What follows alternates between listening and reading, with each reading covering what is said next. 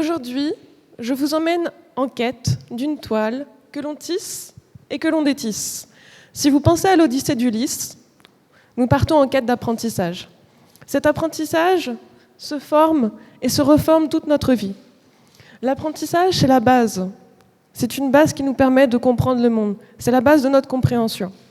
Et cette compréhension est essentielle pour pouvoir développer des compétences. Les compétences, c'est ce que recherchent actuellement les entreprises. C'est ce que développent les étudiants. Elles s'intensifient. On en a besoin de plus en plus et à notre époque, il est extrêmement important d'avoir une palette de compétences. Et voilà.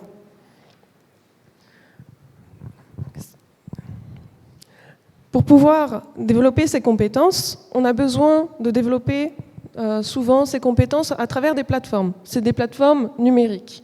Ces plateformes numériques, souvent, elles sont un peu linéaires. Soit ce sont des cours en ligne, des cours en visio, où un professeur parle, on l'écoute, on met ou on ne met pas la caméra.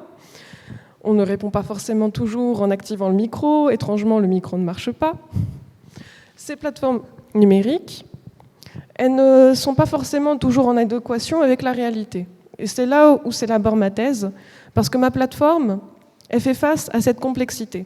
La complexité de l'apprentissage, qu'est-ce que c'est la complexité ? La complexité, c'est un ensemble de choses.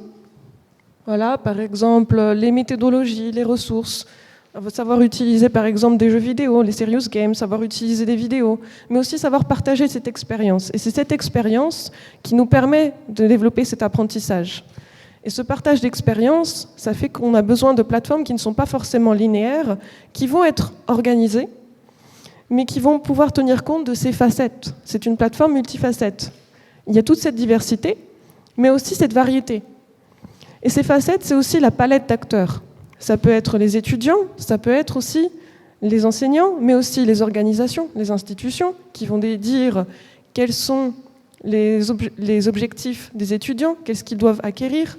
C'est aussi les entreprises qui vont dire, voilà, ces étudiants sont assez formés, ils ont ces compétences pour s'intégrer dans cette réalité du monde professionnel, ou simplement dire, voilà, mes employés que j'ai envoyés en formation sont capables. Et c'est là où on fait face aussi à une autre complexité, c'est la complexité humaine. Nous sommes uniques, nous sommes humains, nous sommes imparfaits. Et cette imperfection, c'est la base de l'apprentissage aussi, à nouveau.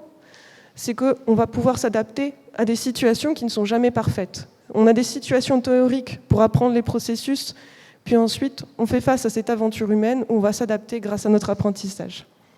Merci.